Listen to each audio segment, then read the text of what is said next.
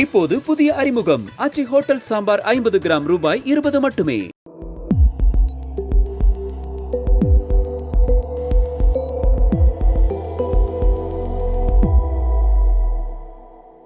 Sir வணக்கம்.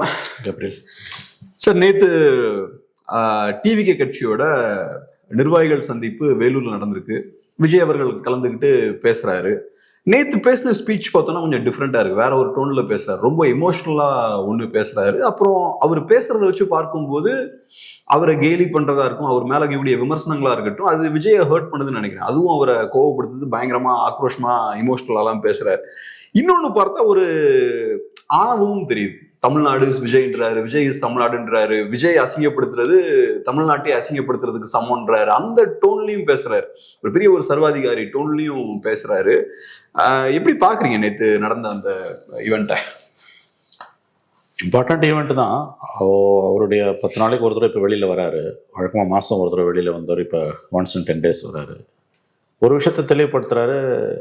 ஜெயிச்ச பிறகு கிராமத்துக்கு வருவேன்றார், சிஎம் ஆகிட்டு வருவேன்றார். அப்படின்னா கேம்பெயினுக்கு போகிறது இல்லைன்னு தெரியுது. He is not going to hit the streets.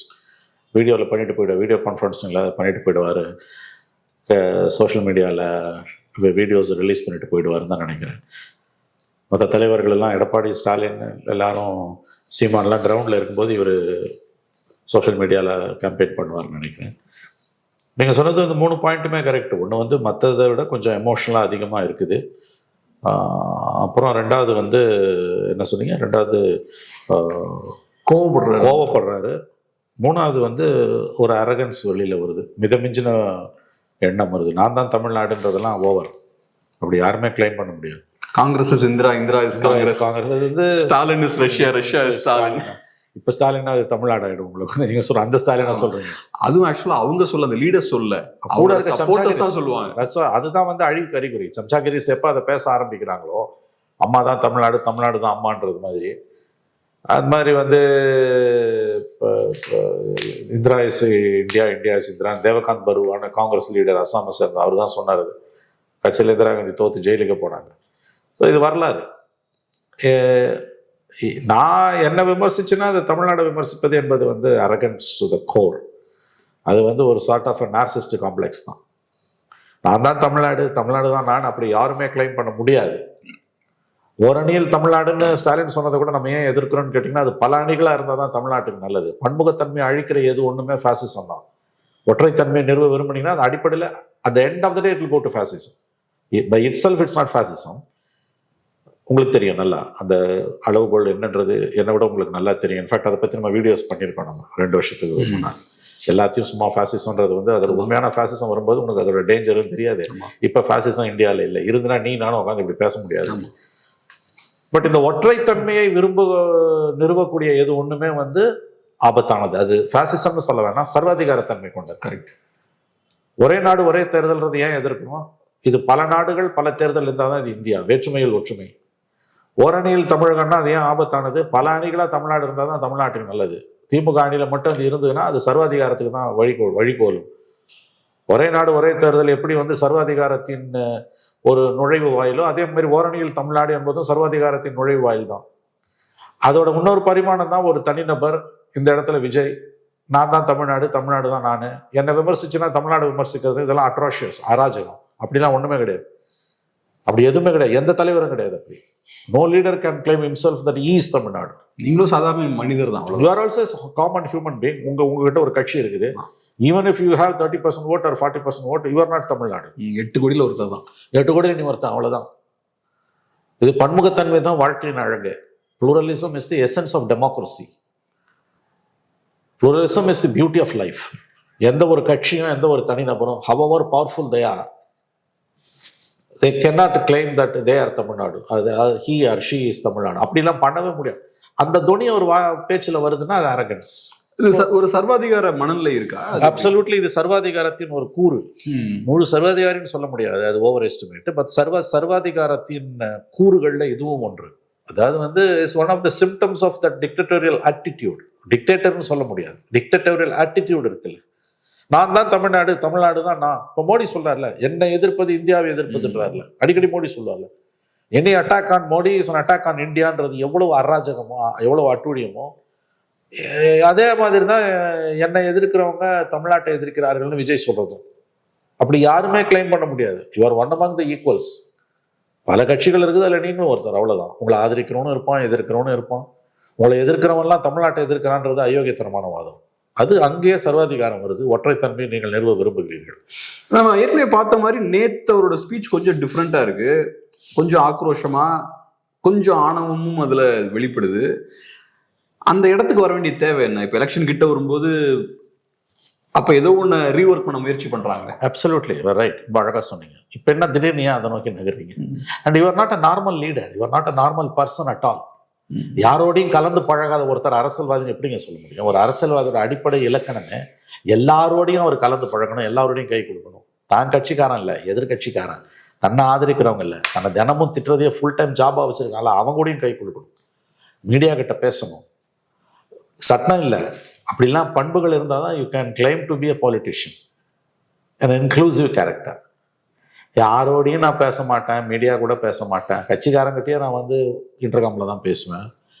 ஒன்றும் இல்லைங்க. Look at the character of this gentleman Vijay. அவங்களோட கொள்கை தலைவர்னு ஒரு 5 பேர் வச்சிருக்காரு. அதில் ஒருத்தர் அஞ்சலை அம்மாள். அவங்களோட she was a freedom fighter. அந்த அம்மாவோட பிறந்தநாள் 4-5 நாளைக்கு முன்னால் வருது. அந்த அம்மாவுக்கு ஒரு ஸ்டாச்சு அவங்க பார்ட்டி ஆஃபீஸில் இருக்கு. அந்த ஸ்டாச்சுக்கு அவர் மாலை போடலை. மாறா அவரோட வீட்டில் அஞ்சலி அம்மாளோட போர்ட்ரைட்டை வச்சு ஒரு ஃப்ரேம் பண்ணப்பட்ட படத்துக்கு ஒரு மாலை போடுறார். அரே பாபா, you claim Anjali Ammal as your one of your 5 guiding leaders. உங்கள் கட்சி அலுவலகத்தில் அவங்களுக்கு சிலை இருக்கு, கூட்டம் வரும்னு சொல்லவே முடியாது. திடீர்னு காலைல 9 மணிக்கு வந்து மாலையை போட்டு போகலாம், அதை கூட செய்ய முடியல. யாராக இருந்தாலும் ஆஃபீஸ் தான், யாராக இருந்தாலும் ஆஃபீஸ் ஃபோட்டோ வச்சு மாலை போடுறது. இது கடைசி காலத்தில் ஜெயலலிதாக்கு நடந்தது. Of course for her health reasons அது நடந்தது.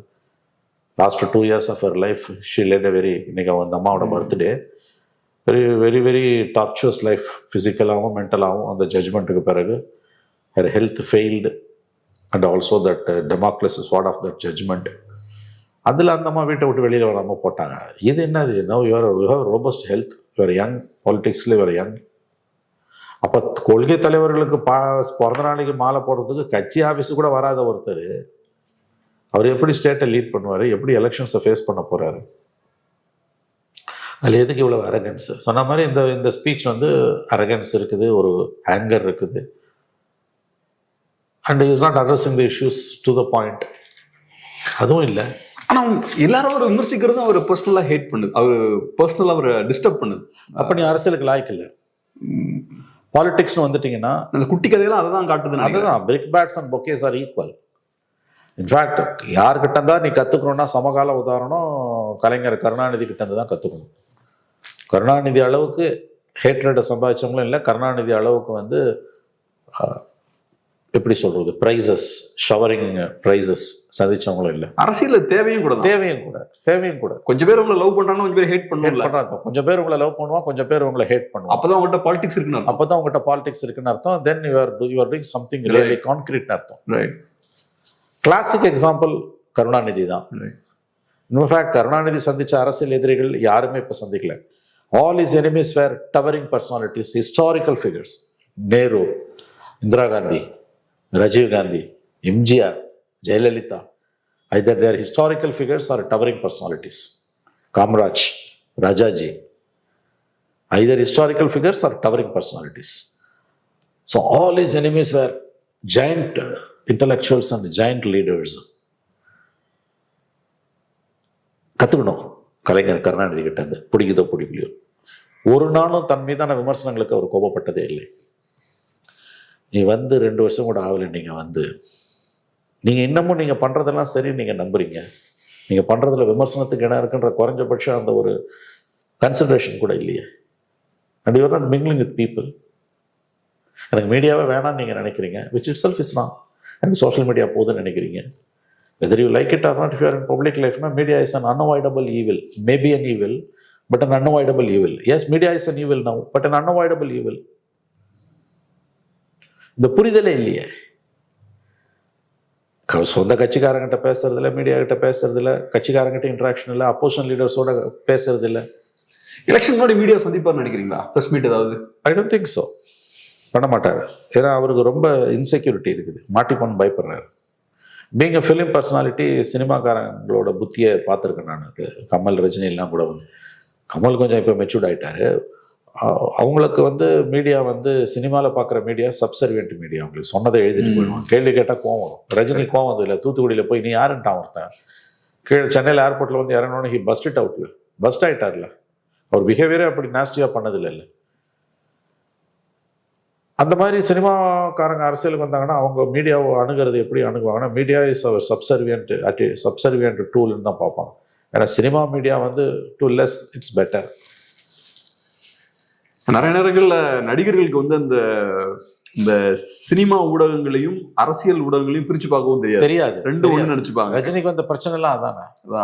சினிமா ஊடகத்துலங்க நீ சொல்றதை எழுதிட்டு போவான், நீ சூப்பர் ஸ்டாரு, உங்களை தேடி தேடி பின்னாடி உங்களை தேடி தேடி பின்னால ஓடுவான், நீ சொல்றதெல்லாம் எழுதுவான், மனம் கோணாம நடந்துப்பான்.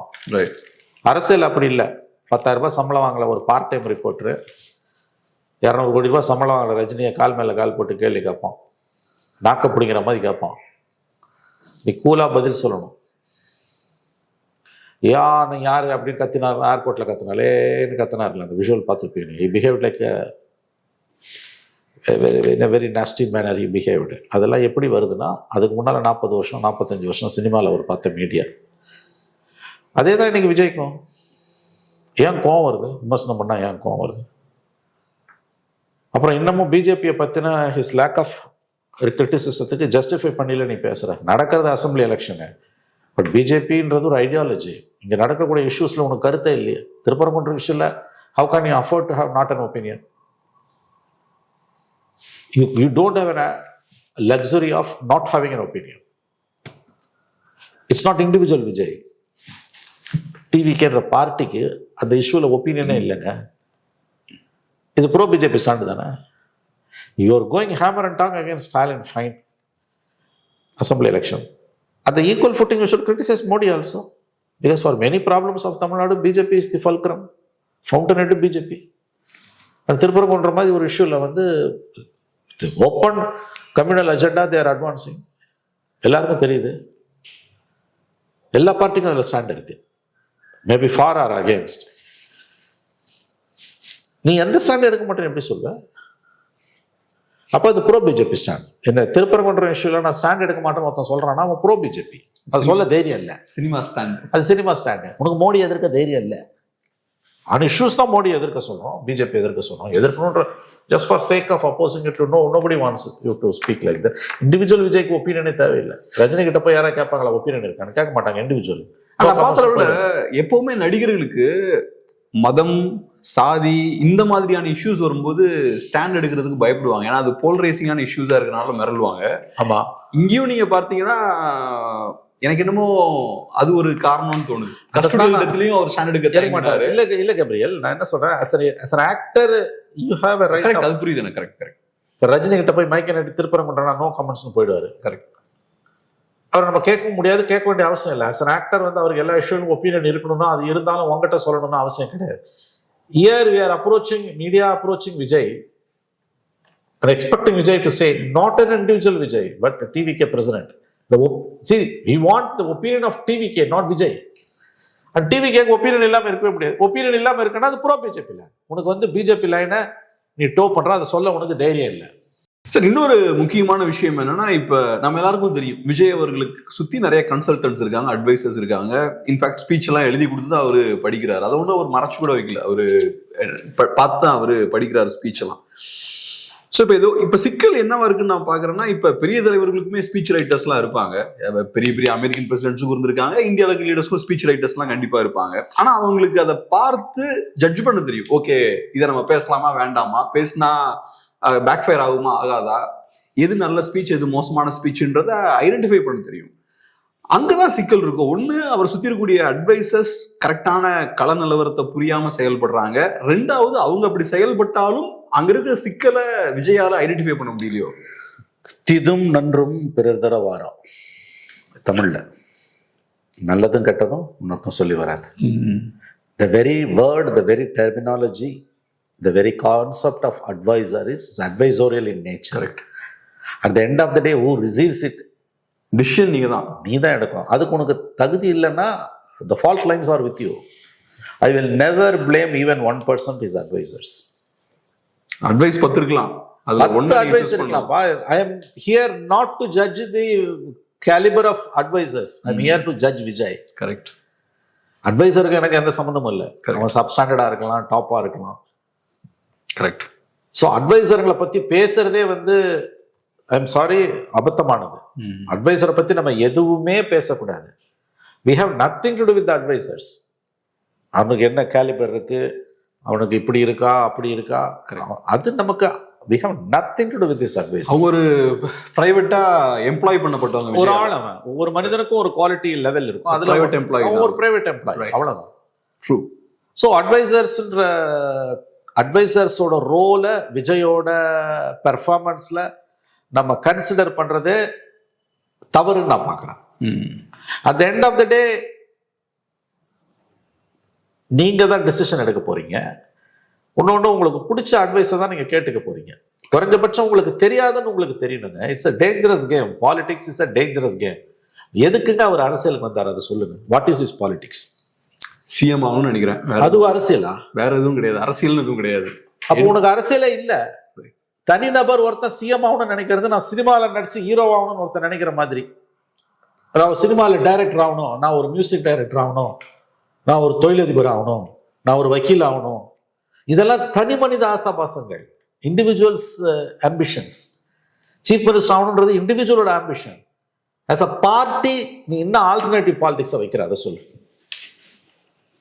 பல பிரச்சனைகளுக்கு அந்த கட்சிக்கு கருத்தே கிடையாதுங்க, ஒப்பீனியனே கிடையாது. அப்போ then how can you consider him as a politician? என்ன ஒன்று இவங்க ரெண்டு பேரும் பண்ற அட்டுழியம், திமுக அண்ணா திமுக பண்ற அட்டுழியம்,